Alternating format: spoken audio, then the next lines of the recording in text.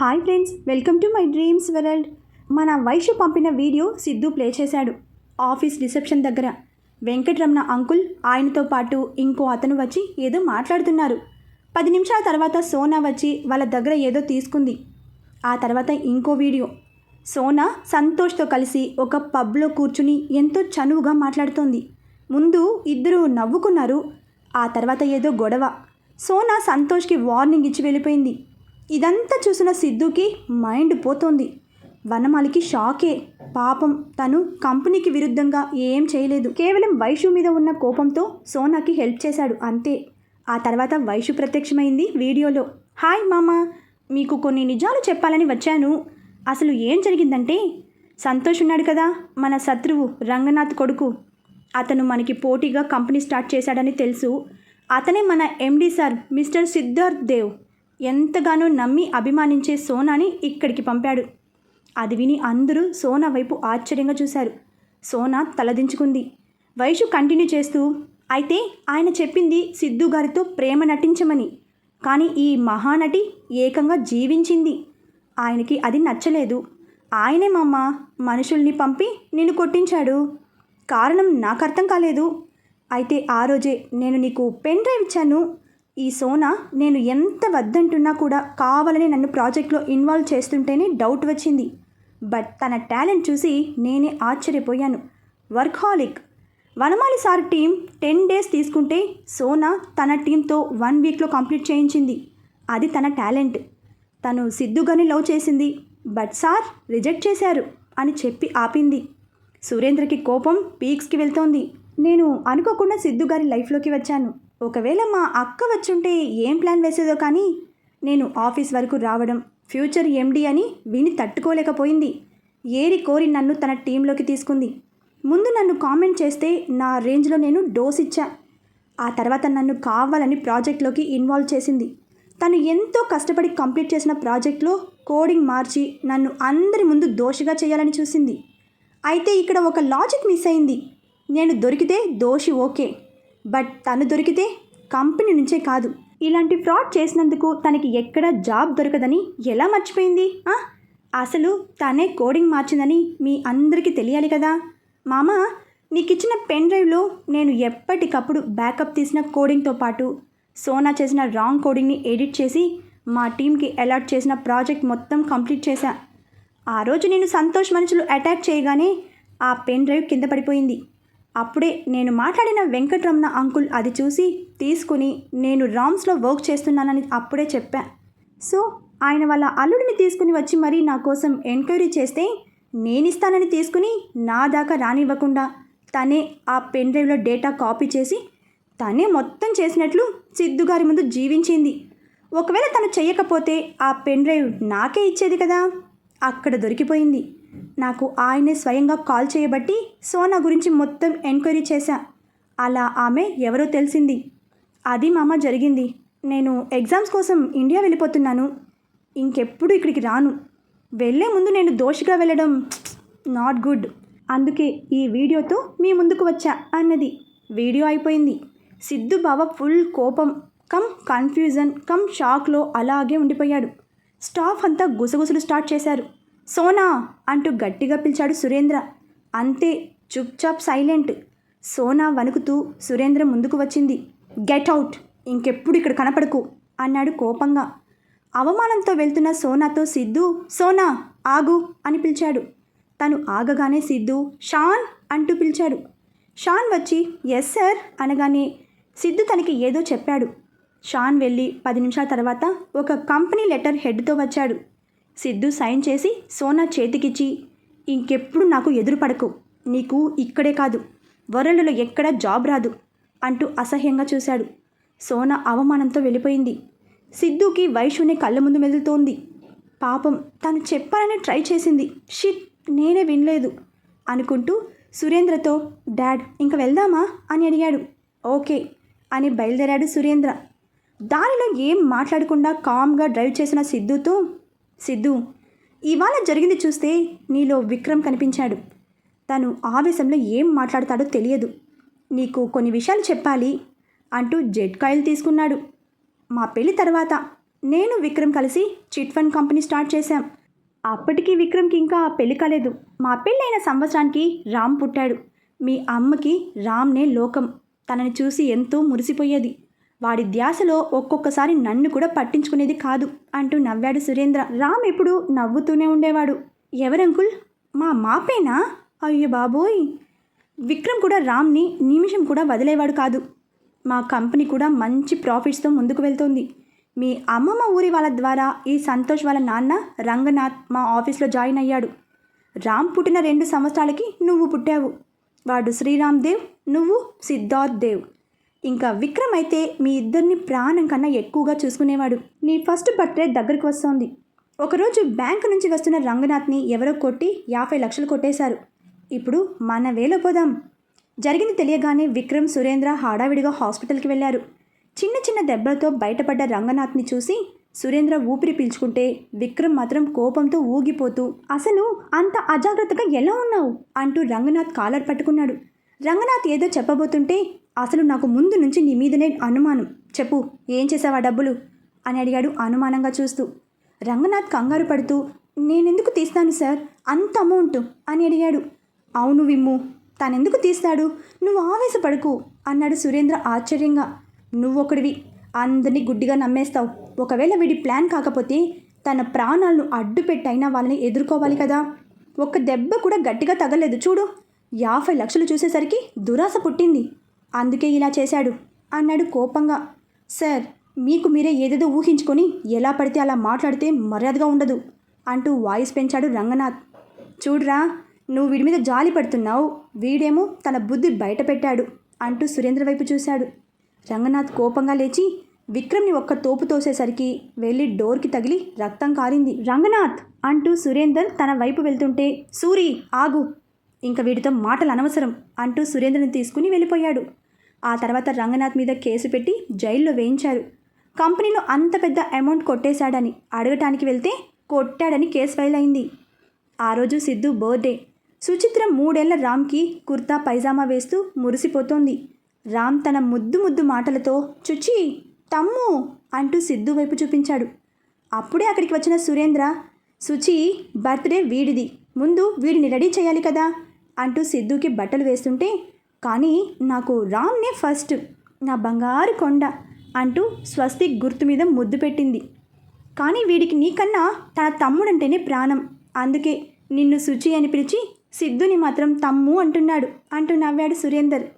వీడు ఎలా పిలిచినా నాకోకే అంటూ రామ్ మెడలో గోల్డ్ చైన్ వేసింది. అప్పుడే అక్కడికి వచ్చిన విక్రమ్, ఆచార్య గారు వచ్చేశారు స్వస్తిక్ కోసం అన్నాడు బాధగా.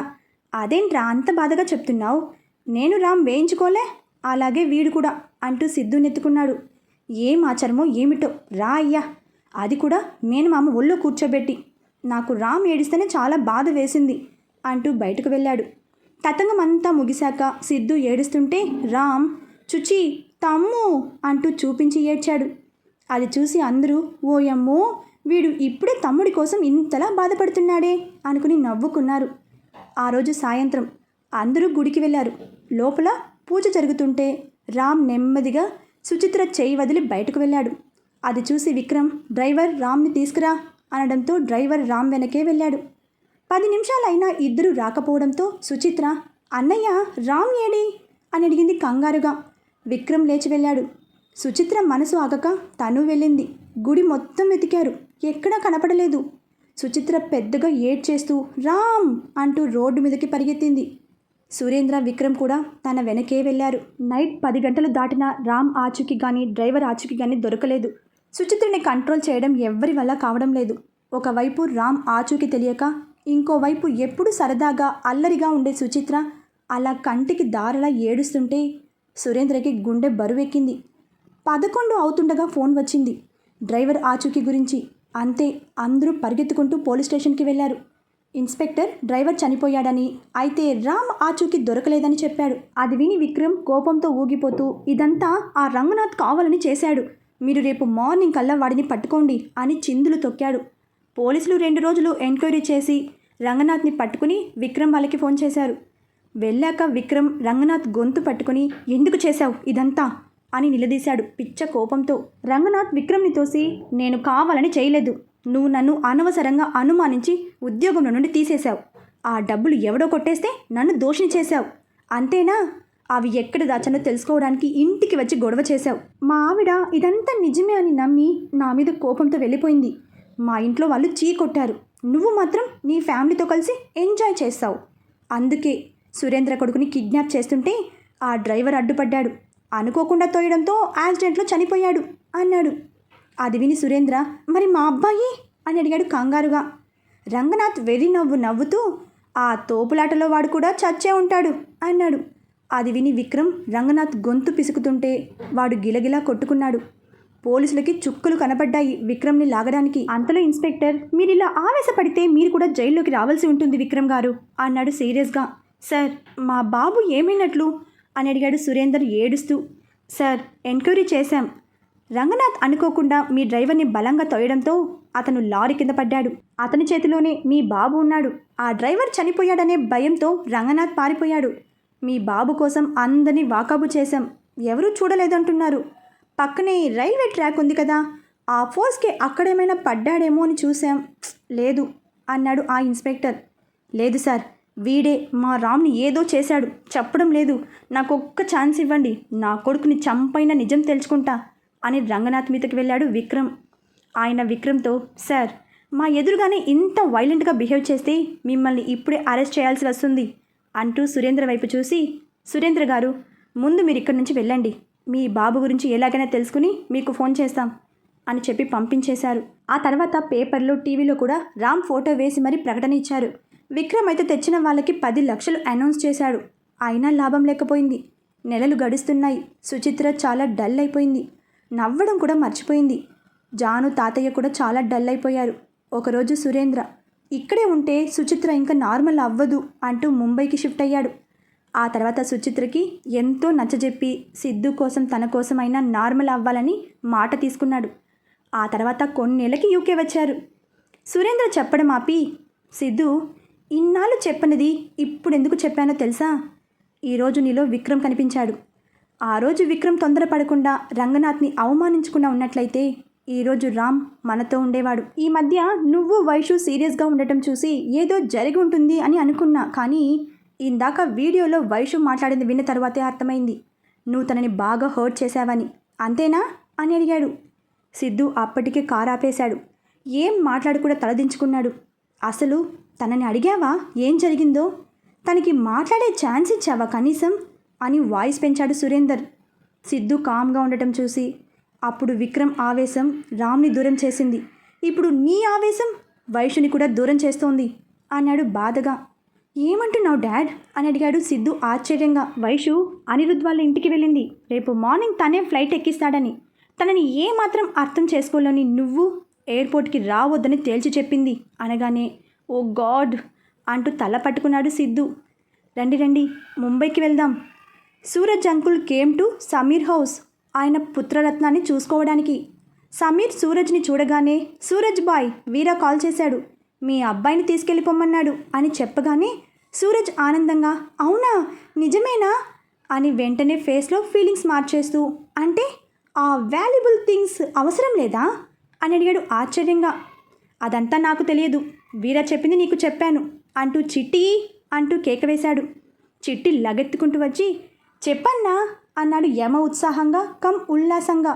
వీళ్ళ అబ్బాయిని తీసుకురా అనగానే చిట్టి వెళ్ళి తీసుకొచ్చాడు. ఇది సరే సమీర్, ఇంకా డీల్ లేనట్లేనా అని మళ్ళీ అడిగాడు డల్గా. అది చూసి చిట్టి, ఏం మాట్లాడుతున్నావురా మల్కా జిగిరి మియాపూర్, ఏం చెక్క మీ వాడినిస్తే తీసుకుని పోక ఈ సోదేంటి బే, నాకు సంఖ్య తిరక్క ముందు దొబ్బే అన్నాడు సీరియస్గా. అంతే సమీర్ ఆశ్చర్యంగా, సూరజ్ కోపంగా చూశారు. అంటే వీరాన్నకి తెలిస్తే ఇలా అంటాడు అని చెప్తున్నా అంటూ భుజాలెగిరేశాడు. రే, పనివాడివి పనోడిలా ఉండు, లేకపోతే అంటూ వేలు చూపించి తన సన్తో సహా మాయమయ్యాడు సూరజ్. చిట్టి, అన్నట్లు నీకు బ్యాడ్ న్యూస్. నువ్వు, సింహ, సుబ్బు ఈరోజు నైట్ హైదరాబాద్ బయలుదేరుతున్నారు. వీరా కొన్ని రోజులు అక్కడే ఉంటాడంట. నీ సెలవులైపోయాయి, కష్టాల బడిలో చేరడానికి రెడీ అవ్వు అంటూ నవ్వేసరికి చిట్టి ఏడుపు మొహం పెట్టాడు. అప్పుడే బయట నుంచి పల్లికిలించుకుంటూ బిందాస్గా వస్తున్న సుబ్బు, సింహాలని చూసి, రేయ్, మీకోసమే వెయిట్ చేస్తున్నా, చాలా ఇంపార్టెంట్ విషయం చెప్పాలి అంటూ తన సీక్రెట్ రూమ్లోకి తీసుకెళ్ళాడు. చిట్టి వంకరగా నవ్వుతూ, పిచ్చి నా షిండెల్లారా, ఈ చిట్టికానికి తెలియకుండా ఏమీ ఉండదు అంటూ ఇంటి వెనక్కి వెళ్ళి ఆ కిటికీ దగ్గర డోర్ ఎప్పుడో తీసే ఉంచాడు. కామ్గా తన ఫోన్లో రికార్డింగ్ ఆన్ చేసి అక్కడ పెట్టి గమ్మున వచ్చాడు. సింహ సోఫాలో కూర్చుని కిళ్ళి నములుతూ, ఇప్పుడు చెప్పు, ఏంటి అంత ఇంపార్టెంట్ మ్యాటర్ అని అడిగాడు. వీరా ఇక నుంచి మనతో పని చేయడు అన్నాడు సమీర్. అది విని సుబ్బు, సింహ నోరు తెరిచారు. ఎందుకు చేయడు అని అడిగాడు సుబ్బు కంగారుగా. తనిప్పుడు మనలాంటి దొంగ కాదు, స్మగ్లర్ అంతకన్నా కాదు. మరేంటి, అన్నీ వదిలేసి విశిష్ట చెప్పినట్లు మారిపోయాడా ఏంటి కొంపదీసి అని అడిగాడు సింహ కంగారుగా. లేదు, తను ఇంటర్నేషనల్ మాఫియాలో చేరాడు అన్నాడు నెమ్మదిగా.